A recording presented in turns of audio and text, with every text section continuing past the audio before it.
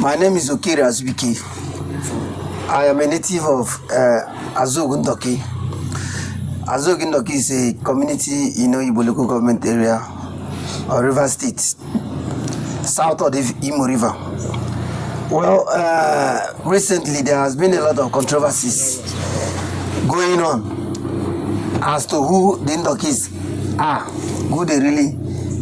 who are they? And we've also seen that this controversy is stemming from some group of aliens in our land who has come to associate us with a strange tribe called Ijaw. And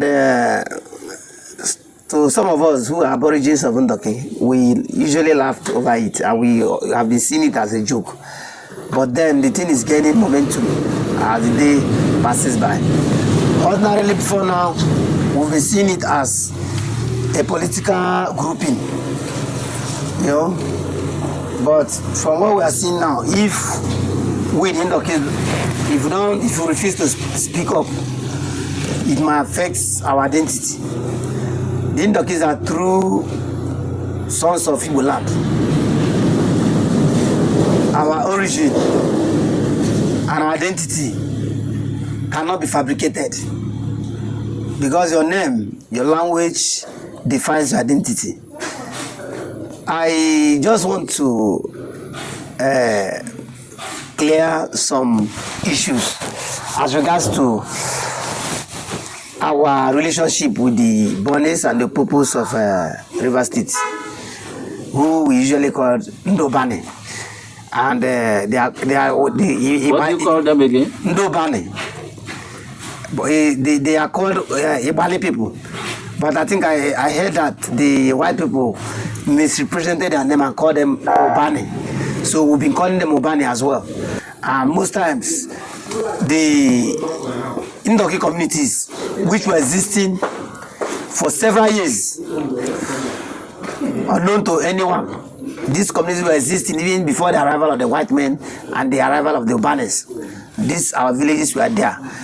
Most of these villages are lined up along the coastal banks of Imo River on both sides.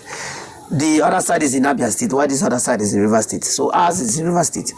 So what these white people usually do then was, when they buy these slaves, they will come and keep them in this river bank for easy transportation down to Bonny, routes to Europe. That is why in almost all Ndoki villages along the river bank, you have what is called Onwe.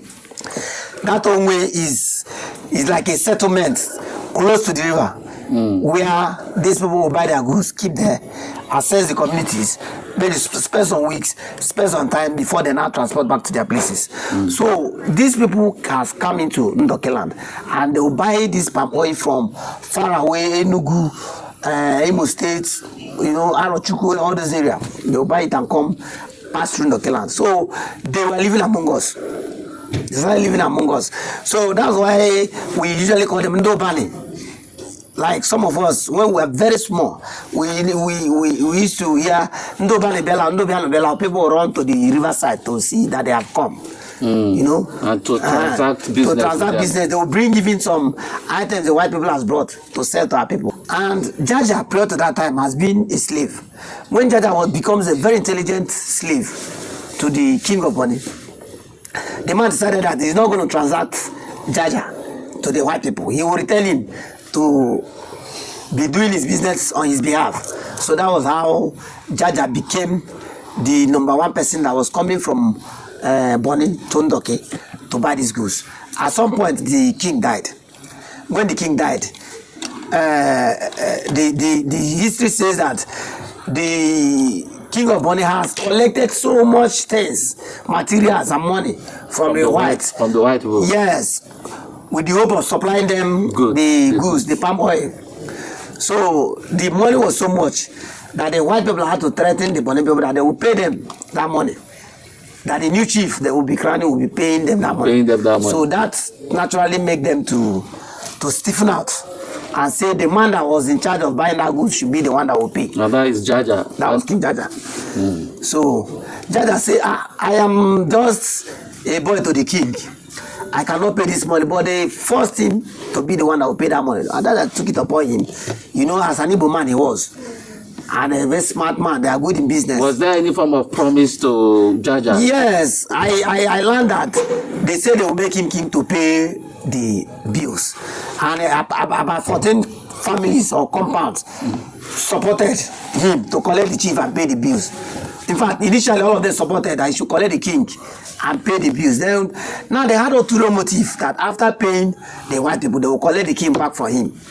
Are you getting it? Okay, that was just like what they did in the Bible. Yeah. Jacob and his in-law. Yes.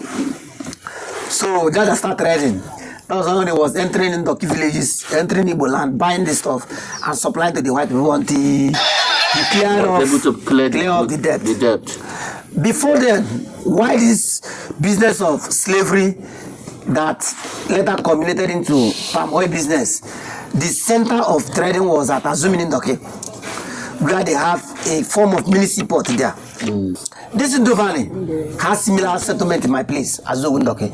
Like if you come, I can take you down there. You see that archaeological, they've all deserted back to their place. But I'll show you the settlement. That place now is engulfed by forest, but the buildings and the structures are still there in my community. So now, after Jaja has finished paying this money, these people decided that they will collect the kingship for him. Some group of compounds supported that idea. This other 14 compounds said no. It was agreed that this man will continue to be a king. So that was how Jaja was able to win the mind of those kings in this 14 compound. And before you know it, civil war in Bonny ensued. Where does Jaja know? He only knows Ndoki very well. Based on it was the root of his trading. Yes. Jaja took all the families, his own family, and all those families of those who supported him. They passed through a certain place in Bonny. If you go to Bonny, that place is the site is still there, where they show you where Jaja exited the town with this crowd of followers. They came down to all the communities in Ndoki and settled these people, and went back and started looking for where they will stay. So they went back and started looking for a land, simply because they were exiled from Bonny as a result of the civil war. The other people were more than them, so they have to run away with these persons. In my community, they kept them there. In Obete, some of them stayed there. In Azumini, some stayed there. In Ohambele, majorly, a lot of them live there. Even in Akwete, they still have Onwe there. So they were all over Ndoki villages while the war was raging on and why they were searching for where they would stay. Until finally, Jaja got a place called Opopo today and told these people, Ejesilem. That was how this song we play today in Ndoki. Although that song was already learned from us through our cultural festivities. So they now play that song there. That Ayejesilem, we are seeing where we'll be staying. We will not be wandering again. So they decided to stay in Opobo there.